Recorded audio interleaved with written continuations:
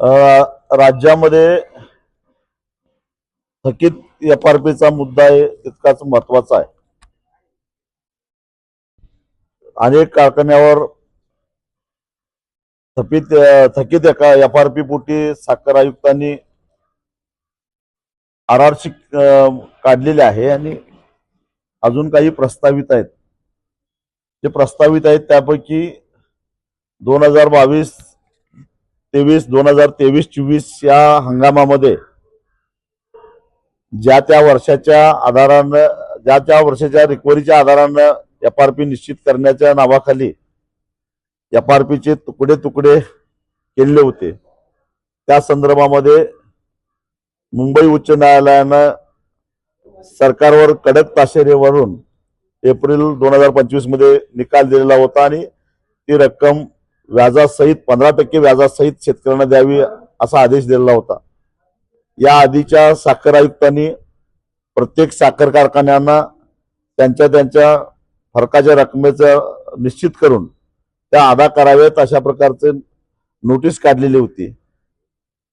सालीमठ साहेबांची बदली झाली आणि आताच्या साखर आयुक्तांच्याकडे काही सुनावण्या झाल्या आणि ते फरकाच्या ज्या रकमा आहेत त्या तातडीनं जर का साखर कारखान्यांनी दिल्या नाहीत तर त्यांच्यावर सरकारी थकबाकी समजून आरआरसीचे सर्टिफिकेट इश्यू करावेत अशी प्रमुख मागणी आजच्या बैठकीमध्ये आम्ही केली.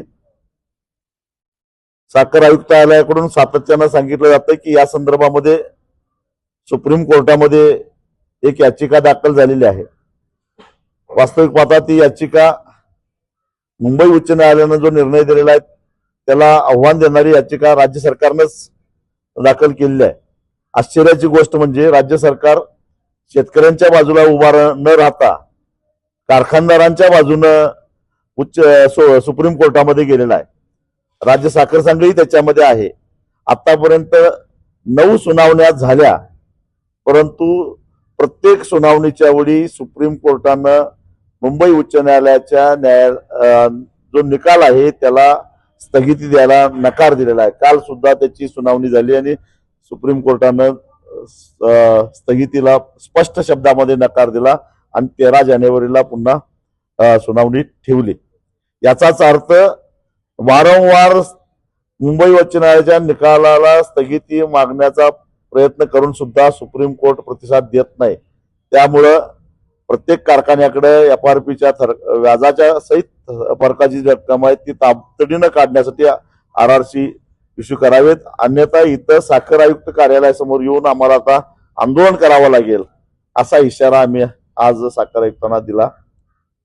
त्याचबरोबर 2 साखर कारखाने यावर्षी असेच चालू झाले आहेत. एक सोलापूर जिल्ह्यातील संत शिरोमणी जो सहकारी आहे, ज्याला नुकतंच एनसीडीसीनं मोठं कर्ज दिलेलं आहे, त्या कर्जाला राज्य सरकारनं हमी घेतलेली आहे. असं असताना जनरल सभेची मान्यता न घेता ओंकार शुगरला हा कारखाना संचालक मंडळानं भाड्यानं दिलेला आहे. 1.5 महिना झाला, 2 महिने होत आले तो कारखाना चालू आहे. की कुठल्या आधारानं कारखाना चालू आहे? तो काय सहयोगी पद्धतीनं हा जो कारखाना चालू आहे त्याला शासनानं मान्यता दिलेली आहे का? दिलेली नसेल तर अशा प्रकारे कारखाना कसा काय चालू राहतो आणि सभासदांचं काय? अशा प्रकारची तक्रार केली. तीच परिस्थिती राज्याचे माजी सहकार मंत्री हर्षवर्धन पाटील यांच्या नेतृत्वाखाली असणाऱ्या कर्मयोगी सहकारी साखर कारखान्याचे त्याही साखर कारखान्यानं सभासदांची मान्यता न घेता याच ओंकार शुगरला सहयोगी तत्वानं भाड्यानं दिलेलं आहे. आणि मग सरकारचं भागभांडवल या कारखान्यांच्या मध्ये आहे, कर्जाला सरकारची हमी आहे. असं असताना बिनदिक्कतपणे संचालक मंडळ कोणाला तरी भागीदार करून घेतं आणि करोडो रुपयाची मालमत्ता अशा प्रकारे खैरात वाटल्यासारखी वाटली जाते. सरकार नेमकं काय करायला लागलंय, साखर आयुक्तालय काय करायला लागलंय, हा प्रश्न आम्ही या ठिकाणी विचारला. तिसरी अत्यंत महत्वाची गोष्ट म्हणजे राज्याचे सहकार मंत्री बाबासाहेब पाटील यांच्या अध्यक्षतेखाली असणारा जो लातूर जिल्ह्यातला साखर कारखाना आहे तोच एफआरपी थकीत आहे. आणि मग ही थकीत एफआरपी जर राज्याच्या सहकार मंत्र्याच्या कारखान्याचीच असेल तर हे सहकार मंत्री राज्यातल्या ऊस उत्पादक शेतकऱ्यांना काय न्याय देणार? आणि मग सहकार मंत्र्यांच्यावर साखर आयुक्त कारवाई करणार का? हा खरा सवाल आहे. आणि तोच मुद्दा आम्ही विचारला. कायद्यानं खरं तर केलं पाहिजे, सहकार मंत्री असो किंवा काही असो. कोर्टाच्या धनक्यानं माणिकराव कोकाट्यासारख्या वाचाळवीराला सुद्धा आपलं मंत्रिपद गमवावं लागलं. तेव्हा राज्याचे सहकार मंत्री असले आणि त्यांनी जर का शेतकऱ्यांचे पैसे बुडवलेले असतील तर त्यांच्यावर सुद्धा कारवाई झाली पाहिजे, अशी स्वाभिमानी शेतकरी संघटनेची स्पष्ट भूमिका आहे. आणि शेवटचा मुद्दा म्हणजे आज अनेक साखर कारखाने तोडणी वाहतुकीच्या नावाखाली शेतकऱ्यांची लुबाडणूक करतायत. मराठवाड्यामध्ये 1200-1300 रुपये प्रति टन तोडणी वाहतूक दाखवले जातात. वास्तविक पाहता या साखर कारखान्यांना कार्यक्षेत्र दिलेलं आहे ते 25 किलोमीटरचं, खाजगी असो किंवा सहकारी असो. 25 किलोमीटरच्या परिघामध्ये असणाऱ्या ऊसावर आमचा कारखाना पूर्ण क्षमतेनं चालतो, अशा प्रकारचं रेकॉर्ड, अशा प्रकारची कागदपत्र या साखर कारखान्यांनी साखर आयुक्ताला देऊन त्याच्या आधारानं काही लोकांनी एक्सपान्शन सुद्धा केलेलं आहे.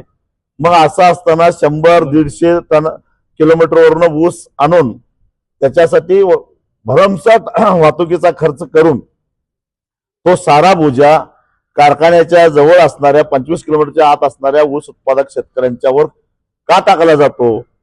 आणि त्यामुळं जवळच्या शेतकऱ्यांचा जर विचार करायचा झाला तर आज सरकारनं जो काही तोडणीचा दर बांधून दिलेला आहे प्रति टन 439 रुपये, वाहतुकीचा हिशेब केला तर 25 किलोमीटरच्या आत ज्या शेतकऱ्यांचा ऊस आहे त्यांना जास्तीत जास्त 259 रुपये प्रति टन भाडं द्यावं लागतं. आणि मग तोडणी आधी वाहतूक याची बेरीज केली आणि त्याच्यावरचं असणारं जे कमिशन केलं तर कुठल्याही साखर कारखान्याची तोडणी वाहतूक ही 690 पासून ते 715 रुपयाच्या वर जायला नको. मग असं असताना 1200 आणि 1300 रुपये तोडणी वाहतूक होतच कसं? आणि अशा प्रकारे लांबून आणलेल्या ऊसाचा वाहतुकीचा बोजा जवळच्या शेतकऱ्यांच्यावर का? टनाला 200 ते 300 रुपये कारण नसताना शेतकऱ्यांची लूट व्हायला लागलेली आहे, यालाही आमचा आक्षेप आहे. 1.5 महिना होऊन गेले साखर कारखाने चालू होऊन. अनेक साखर कारखान्यांनी अजूनही एफआरपी दिलेल्या राज्याचा थकबाकीचा आकडा हा 2000 कोटीच्या वर गेलेला आहे. काही कारखान्यांनी एफआरपीची मोडतोड केलेली आहे. त्यांच्यावर सुद्धा मुंबई उच्च न्यायालयाच्या एप्रिल महिन्यातल्या आदेशानुसार कारवाई झाली पाहिजे, ही मागणी आजच्या बैठकीमध्ये करण्यात आली. तर हे ओंकार